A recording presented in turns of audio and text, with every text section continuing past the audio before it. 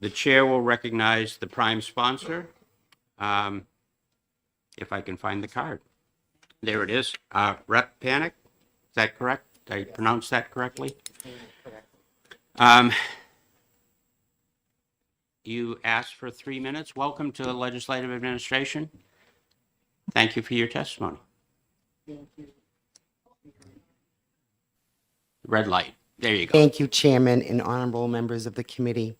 My name is Representative Sandra Panek. I'm from Pelham, New Hampshire, Hillsborough District 1. I want to start off by reading something off my cell phone. Mason's Manual, Chapter 2, Section 7, Paragraph 1, says that the constitutions stand on a higher plane than statute, and as a rule are mandatory. There are statutes regarding election process which conflict with the New Hampshire Constitution.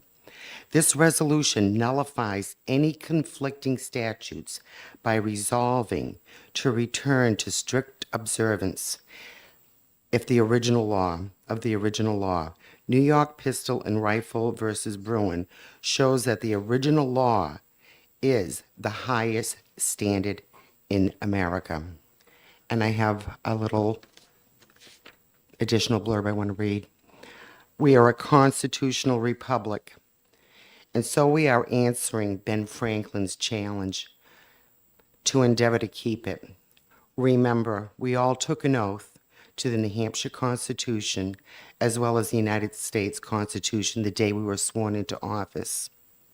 We must all remember that our rights are not just on paper, but lived and breathed every single day.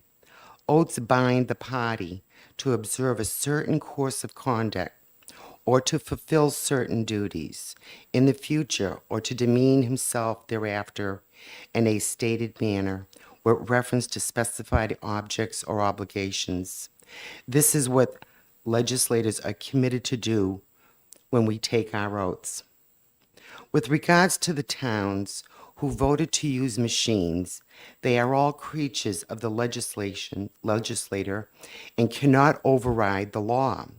For example, a town no more vote to have machines count in their town than they can vote to ban gun ownership in their town.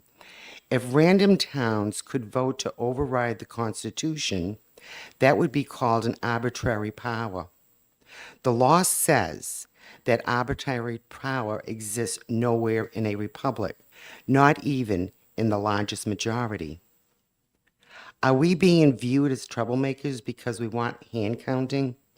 The pro-abortion crowd views us as troublemakers for wanting to stop the murder of babies, and yet we press on because it is right. It is simply the law to hand count. Each town will suddenly get very motivated to be efficient with counting once they see their votes won't count if they don't do it by hand.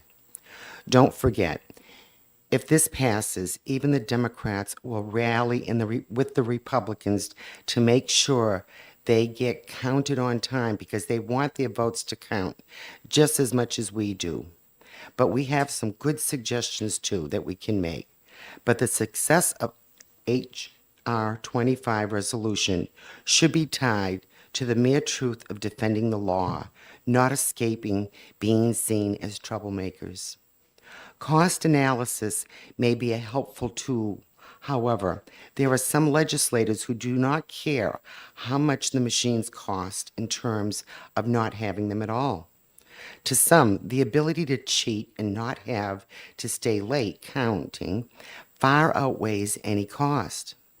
And for those who know, we don't care how inexpensive they can be. We want them gone. This is the law, and it's written in our Constitution. The reason 640 election lawsuits failed is they all alleged fraud, which cannot be proven without eyewitnesses. Instead, to claim maladministration, not following the rules, would have gotten us all somewhere. So now is our chance. we keep it simple. The rules must be followed, or the result is impossible to know and certify. Maxim of law. Where the law prescribes a form, the non-observance of it is fatal to the proceeding. If you have not heard about this resolution, it's important to understand what it means with regard to preservation of your position, if your position is important to you. Without this resolution, you stand to lose your lead in the House by 2024 and possibly never regain it. This is a nonpartisan resolution which helps preserve our positions. I will not be taking any questions, and I will be handing this over to our constitutional experts to answer your questions. Thank you for your time.